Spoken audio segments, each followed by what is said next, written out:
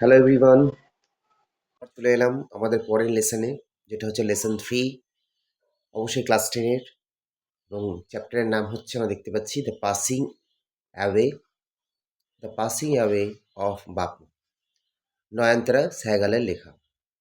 আচ্ছা, এটা আমাদের না পড়লেও চলবে। আমরা দেখি যে টেক্সটটা কি বলছে। The text an extract from Nayantara Sahgal's memoir prison and chocolate cake.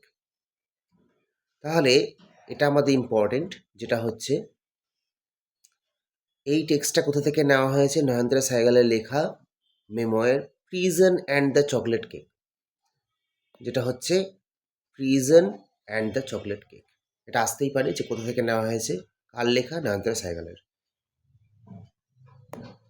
এটা কি করছে? রিকাউন্টস করছে the incidents following the death of Gandhiji, অর্থাৎ গান্ধীজির মৃত্যুর পর যে ঘটনাগুলো ঘটলো সেটারই পুনরাবৃত্তি করছে। ইট ভিভিডলি মানেটা আমাদের জানার দরকার, খুব ইম্পর্টেন্ট একটা ওয়ার্ড, অর্থাৎ বলতে পারি স্পষ্টভাবে বা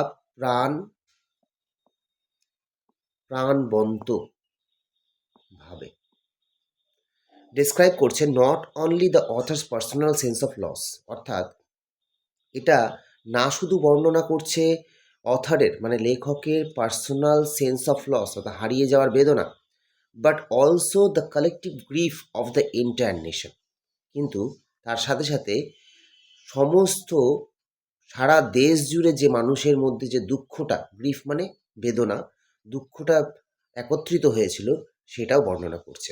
কিসের দুঃখ? At the passing away of Mahatma গান্ধীর মৃত্যু। এই যে পাসিং অ্যাওয়ে, এই ওয়ার্ডটা important. Passing away, pass away মানে হচ্ছে ডাই, পাস অ্যাওয়ে মানে হচ্ছে ডাই, মরে যাওয়া। আচ্ছা, চলো এবার স্টার্ট করা যাক। ইউনিট 1। তাহলে আই ওয়াজ হ্যাভিং, এখানে আই বলতে নয়নতারা সেহগাল নিজের কথা বলছেন। I was having tea at home on the evening of 30 জানুয়ারি 1948। তাহলে তিনি কবে মারা গিয়েছিলেন মহাত্মা গান্ধী? 30শে জানুয়ারি 1948 সালে। তাহলে আমি যখন চা খাচ্ছিলাম বাড়িতে সন্ধ্যাবেলায়, তখন I was called to Birla house, আমাকে ডাকা হলো। I was called, I called মানে আমি ডেকেছিলাম, আর ওয়াজ, যেই ওয়াজ ঢুকে গেল মানে প্যাসিভ হয়ে গেল, তার মানে আমাকে ডাকা হয়েছিল। কোথায়? বিড়লা হাউসে। To by an urgent telephone, একটা আর্জেন্ট টেলিফোন কলের মাধ্যমে। গান্ধীজি হ্যাড বিন শট, কি বলা হলো টেলিফোনে? যে গান্ধীজিকে গুলি করে হত্যা করা হয়েছে অন হিজ ওয়ে, তার পথে যাওয়ার সময়। কোথায় যাচ্ছিলেন তিনি? টু এ প্রেয়ার মিটিং, অর্থাৎ প্রার্থনা সভাতে। আই ওয়াজ নাম উইথ শক, অর্থাৎ আমি অচল হয়ে পড়লাম, এই যে আঘাতটা আমি পেলাম, আমি নাম হয়ে গেলাম। নাম মানে নিশ্চল হয়ে যাওয়া, নাম মানে আমরা বলতে পারি নিশ্চল, অর্থাৎ অবশ হয়ে যাওয়া। অবশ হয়ে গেল যেন মনে হচ্ছে আমার হাত পাগুলো, as I got in to the car, যখন আমি গাড়িতে উঠে বসলাম। অ্যাট দ্য বিড়লা হাউসে গান্ধীজির রিলেটিভরা এবং তার ফলোয়াররা মানে শিষ্যরা, যারা তাকে ফলো করতেন, হ্যাড গ্যাদার্ড মানে কি? গ্যাদার্ড মানে হচ্ছে জমা হওয়া, জড়ো হওয়া, জমা হওয়া, একত্রিত হওয়া। রাউন্ড হিজ বডি, তার শরীরকে গোল করে ঘিরে সবাই মিলে জমা হয়েছে। দেয়ার ওয়াজ সাইলেন্স ইন দ্য রুম, সেখানে চারিদিকে কি রয়েছে? নীরবতা রয়েছে, সাইলেন্স রয়েছে, যেহেতু as Gandhiji breathed his last, সেই সময় গান্ধীজি তার শেষ শ্বাস প্রশ্বাস ত্যাগ করছিলেন। ওয়ার্ডস অফ বাপুজিস ডেথ, এই যে বাপুজিস মানে বাপুর মৃত্যুর শব্দ মানে খবর, হ্যাড স্প্রেড থ্রু দিল্লি, গোটা দিল্লিতে স্প্রেড করে গিয়েছিল, ছড়িয়ে গিয়েছিল, লাইক এ ফ্লেম, একটা আগুনের শিখার মতো, যেটাকে মনে হচ্ছিল কেউ ফ্যান দিয়ে মানে ফ্যানের হাওয়া দিয়ে, বাই উইন্ড, ফ্যানের হাওয়া দিয়ে একটা আগুনের শিখাকে যদি আমরা হাওয়া দিই তাহলে ওটা দ্রুত যেমন ছড়িয়ে পড়ে, সেরকমভাবে এই খবরটাও সেই আগুনের মতো ছড়িয়ে পড়ল। Sad groups of men and women had collected around Birla house, দুঃখী দল। কিসের দল? মানুষ, পুরুষ এবং মহিলাদের যে দুঃখ বেদনা জর্জরিত মানুষের দল had collected around Birla house. তারা জমা হয়েছে অর্থাৎ একত্রিত হয়েছে বিড়লা হাউসের চারধারে। আউট অফ এভরি উইন্ডো, প্রত্যেকটা জানালার বাইরে, ওয়ান কুড সি, অর্থাৎ প্রত্যেকটা জানালার মধ্যে দিয়ে এক বা বাইরে একজন দেখতে পারত a brown blur of faces, অর্থাৎ ব্রাউন কালারের ফেসগুলো যেগুলো ব্লার হয়ে গেছে। ব্লার মানে আবছা, এখানে অ্যাকচুয়ালি বলতে চাইছে সবাই কাঁদতে কাঁদতে একদম তাদের মুখ চোখগুলো সব পুরো ব্লার হয়ে গেছে। They did not make a sound, তারা কেউই কোনো রকম আওয়াজ করছে না। There was an unnatural silence, সেখানে এমন একটা নীরবতা রয়েছে বা বিরাজ করছে যেটা কিন্তু ন্যাচারাল না, অপ্রাকৃতিক। ইট ওয়াজ অ্যাজ ইফ, এটা ছিল যেন কিনা টাইম স্টুড স্টিল, সময় যেন থমকে গেছে ফর দোজ ফিউ মিনিটস, ওই কিছু সময়ের জন্য, কিছু মিনিটসের জন্য। Next page. The people were to stand to speak in the beginning, প্রথম পিপলরা কথা বলতেই পারছিল না, স্টান্ড হয়ে গেছে, হতভম্ব হয়ে গেছে, কি বলবে, কি হয়ে গেল, এমন একটা খবর, এমন একটা তাদের কাছে নিউজ এসেছে যে মানুষ বিশ্বাসই করে উঠতে পারছে না যে এত বড় ঘটনা ঘটে গেছে। লেটার দে ক্ল্যামার্ড ওয়াইল্ডলি, ক্ল্যামার্ড মানে হচ্ছে আমরা দেখতে পাবো ডিমান্ডেড লাউডলি, অর্থাৎ তারা ক্ল্যামার করতে শুরু করলো, অর্থাৎ ডিমান্ড করতে শুরু করলো, চাইতে শুরু করলো ওয়াইল্ডলি, বন্যভাবে, মানে কিচ্ছু শুনছে না, চিৎকার করছে, শাউট করছে, অ্যান্ড ক্রাইং, কাঁদছে। কেন?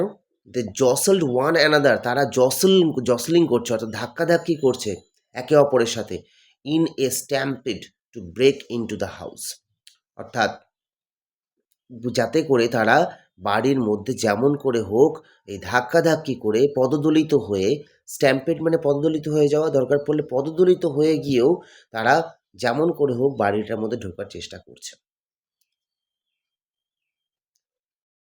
তাহলে এখানে কিছু মানেগুলো লিখে দিই। জসল্ড মানে হচ্ছে, অর্থাৎ এখানে কি দেওয়া আছে, forced one's way by pushing, অর্থাৎ এক কথায় ধাক্কা ধাক্কি করা।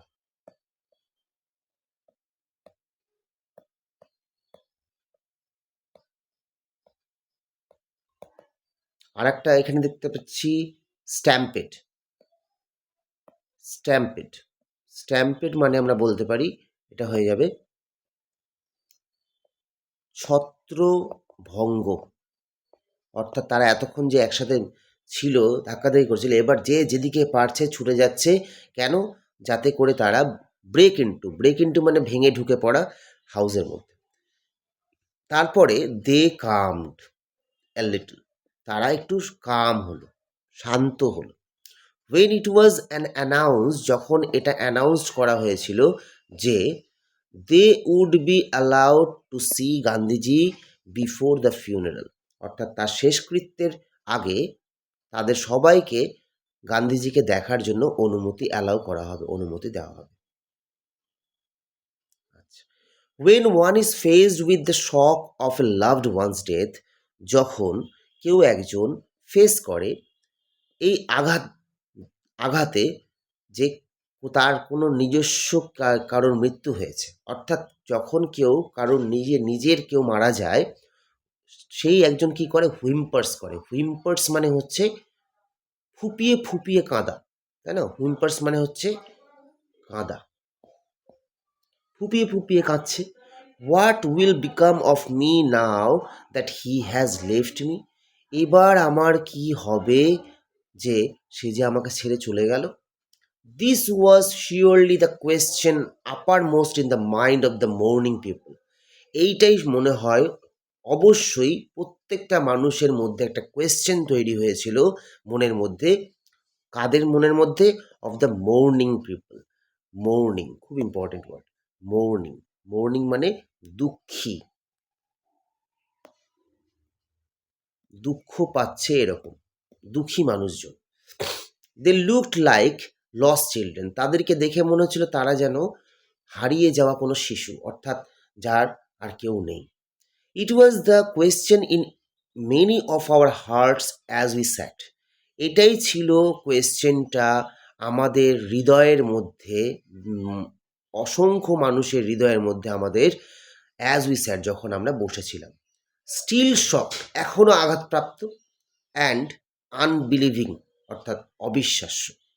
We listen to the broadcast, আমরা ব্রডকাস্টটা শুনছিলাম, অর্থাৎ রেডিওতে শুনছিলাম। কি বলা হচ্ছিল? টেলিং দ্য পিপল, মানুষজনকে এখানে বলা হচ্ছে। কোন মানুষজন? ভারতবর্ষের মানুষজনকে বলা হচ্ছে that their Bapu was no more, তাদের বাপু আর নেই। বুঝতে পারলে নিশ্চয়ই, আশা করি। এবার চলে আসি আমরা কোয়েশ্চেন্সে। হুইম্পার্স মানে মেক লো ক্রাইং নয়েজেস, এখানে দেওয়া আছে কাদা। আচ্ছা, Gandhiji had been shot on his way to, কোথায় যাচ্ছিলেন তিনি? প্রেয়ার মিটিংয়ে যাচ্ছিলেন, তখন তাকে গুলি করে হত্যা করা হয়েছে। The author came to know of Gandhiji's death by, author জানতে পেরেছিল, কেম টু নো জানতে পেরেছিল গান্ধীজির মৃত্যুটা কিসের মাধ্যমে? একটা টেলিফোন কলের মাধ্যমে। When one is faced with the shock of a loved one's death, one, যখন কেউ একজন নিজের মৃত্যুর খবর শুনতে পায় বা ফেস করে সেই জিনিসটা, সে কি করে? সে হুইম্পার্স করে, অর্থাৎ ফুপিয়ে ফুপিয়ে কাঁদতে শুরু করে। Fill in the chart with information from the text. ডেটটা প্রথমে আমরা দেখলাম, ওই যে 30শে জানুয়ারি 1948। চলে যাই, তাহলে ডেটটা চেয়েছে, ডেটটা হবে 30শে জানুয়ারি 1948। পরেরটা চাই, কি বলছে? Place where Gandhiji breath is last, জায়গাটার নাম কি ছিল? জায়গাটার নাম সবাই জানি আমরা, বিড়লা হাউস, তাই না? বিড়লা হাউস। তারপর চলে আসি পরেরটাতে, information given by the broadcast, কি ইনফরমেশন ব্রডকাস্টের মাধ্যমে দেওয়া হচ্ছিল? লাস্ট লাইনটাতে দেখলাম আমরা, telling the people of India that their Bapu was no more, এই ইনফরমেশনটা দেওয়া হচ্ছিল। খুব সহজ। এবার চলে আসি পরেরটাতে, ট্রু ফলস এবং statement. The author received an urgent telephone call in the morning, না মর্নিংয়ে তো না, ও তো কখন ছিল? ইভিনিংয়ে, তাহলে এটা হয়ে গেল ফলস। তাহলে স্টেটমেন্ট কোনটা হবে? স্টেটমেন্ট একদম ফার্স্ট লাইনে আমরা পেয়ে যাব, এই যে ইভিনিং। তাহলে আমি এটা হাইলাইট করে দিচ্ছি, I was having tea home in the evening, এই পুরোটা, অর্থাৎ বলা যেতে পারে এখান থেকে শুরু করে একদম এতদূর পর্যন্ত। তারপর নেক্সট ট্রু ফলস কি বলছে? তাহলে এটা হয়ে গেল, people attempted to break in two the Birla house, অবশ্যই তারা অ্যাটেম্প করেছিল, তাহলে ট্রু করে দিতে পারি। এটা সাপোর্টিং স্টেটমেন্ট কী হবে? দেখো ব্রেক ইন টু ওয়ার্ডটা আছে, ব্রেক ইন টু, তাহলে এটা আমরা বলতে পারি যে they jostled one another in stampede to break in two the house. তারপর পরেরটা দেখি কি বলছে, তাহলে এটা হয়ে গেল supporting statement. The news of Gandhiji's death did not shock the people, অবশ্যই না, গান্ধীজি যে মারা গেছে সেই নিউজটা মানুষজনকে শক দেয়নি, আঘাত দেয়নি, তাই হয়? তাহলে এটা ফলস।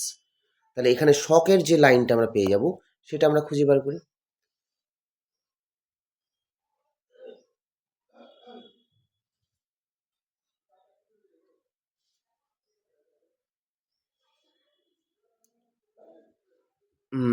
কোথায় আছে?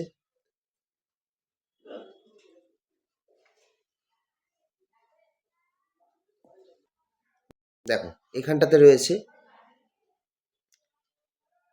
ইট was the question in many of our hearts as we sat still shocked and unbelieving. এই যে শকের এই জিনিসটা আমরা বলতে পারি, এটাও হতে পারতো, তাই না? The people were to stand to speak in the beginning, দুটোই হতে পারে, যে কোনো একটা তোমরা দিতে পারো, কোনো অসুবিধা নেই। আচ্ছা, তাহলে এটা আমাদের হয়ে গেল। এরপর আমরা ইউনিট 2 পরের ভিডিওতে করব। এতদূর পর্যন্ত তোমরা আশা করি ভালো করে বুঝতে পেরেছো। ভালো করে রিভিশন দাও, খুব ভালো করে পড়ো, আর পরের পার্টগুলো আমরা পরের ভিডিওতে কমপ্লিট করব।